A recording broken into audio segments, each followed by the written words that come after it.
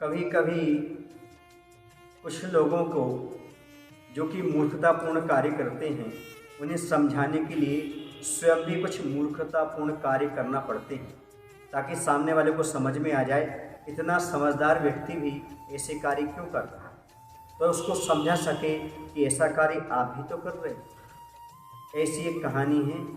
भारत देश के अंतर्गत मालवा प्रांत में एक सेठ रहते थे। साहूकार जैसे थे, साहूकारी का उनका काम था, जिनका नाम था सोहन। और वह हमेशा एक काम करते थे कि बहुत सारा पैसा लोगों को ब्याज पर देते थे और बाद में दुगना चुगना ब्याज लिया करते थे। इतना ही नहीं, कुछ गरीब व्यक्ति जब पैसा चुका नहीं पाते थे तो उनकी ज़मीन जायदाद तक अपने नाम से कर लिया करते थे। इस कारण से वहाँ के लोग बहुत दुखी थे और बहुत सारे लोग घर मकान आदि छीन चुके थे। वहीं एक मंदिर था, उस मंदिर में एक पुजारी रहा करता था। उस पुजारी का नाम था सुबीर। वह बहुत बुद्धिमान था। वह कैसे क्या करता, क्योंकि यह सब सामने वाले को सजा दे करके या छीन करके ये कार्य नहीं किया जा सकता। फिर उसकी सद्बुद्धि आ जाए तो सारे कार्य अपने आप हो सकते हैं। ऐसा सोच करके पुजारी ने, वो धर्मात्मा वही होता है जो मात्र एक अच्छी परिणति लेकर के सामने वाले का सुधार करना चाहता है। किसी को परेशान करना, किसी को दुखी करना, किसी का धन आदि लेना उसे उचित नहीं लगता। इसलिए वह कुछ ऐसी प्रणालिका को अपनाता है जिसके माध्यम से सामने वाले के विचार परिवर्तित हो जाए, बुद्धि परिवर्तित हो जाए, तो सारी की सारी विपत्तियां संपत्तियां परिवर्तित हो जाती हैं।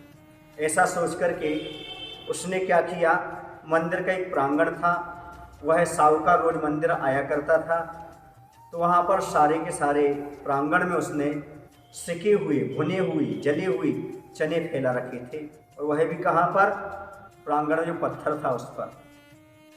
जैसे उसने देखा कि साहूकार आ रहा है, उसे तत्काल उन चनों में पानी देना प्रारंभ कर दिया, सिंचाई करना शुरू कर दी। सेठ ने, साहूकार ने पूछा, भाई पुजारी जी आप तो समझदार हैं, आप तो धर्मात्मा हैं, आपको इतना भी ज्ञान नहीं है क्या? बोले क्या? बोले आप ये क्या कर रहे हैं? बोले कुछ नहीं, चने बो रहा हूँ, आगे फसल आएगी। तो मुस्कुरा करके सेठ जी बोलते हैं, कई पत्थर पर, कठोर भूमि पर कभी अनाज उगा है क्या? दूसरी बात, जले हुए बीज कभी क्या फसल उगाते हैं? ये तो जल चुके, नष्ट हो चुके हैं। तो पुजारी जी भी मुस्कुरा करके बोलते हैं, सेठ जी आपकी आत्मा पर भी तो लोभ और तृष्णा के बड़े बड़े पत्थर पड़े हुए हैं। आपकी आत्मा पर लोभ और तृष्णा के बड़े बड़े पत्थर पड़े हुए हैं और अनीति, बेईमानी और धोखेबाजी के भाड़ में आपकी प्रार्थना और भक्ति के शब्द जले हुए हैं। इसलिए किंतु फिर भी आप मुक्ति रूपी फसल को उगाना चाह रहे हो, क्या संभव है? यह चिंतन करता हुआ, सोचता हुआ सेठ अवाक रह गया और समझ गया पुजारी मुझे कुछ शिक्षा देना चाहता है। पुजारी इस बात को समझता है, फिर भी हमें सिखाने के लिए, शिक्षा देने के लिए, हमारी आंखें खोलने के लिए उसने ऐसा काम किया है। सेठ जी की आंखें खुल गईं और उसने हमेशा के लिए ब्याज लेना बंद कर दिया और पश्चाताप किया अपने पापों का। और जिनकी जो जमीन जायदाद उसने ली थी, थोड़ी थोड़ी करके सबको चुका दी। अब वह सेठ अच्छी शांति से अपना जीवन यापन करने लगा और उसे वास्तव में लगा कि हम दूसरे का धन हड़प सकते हैं, लेकिन हम अमीर और महान नहीं बन सकते।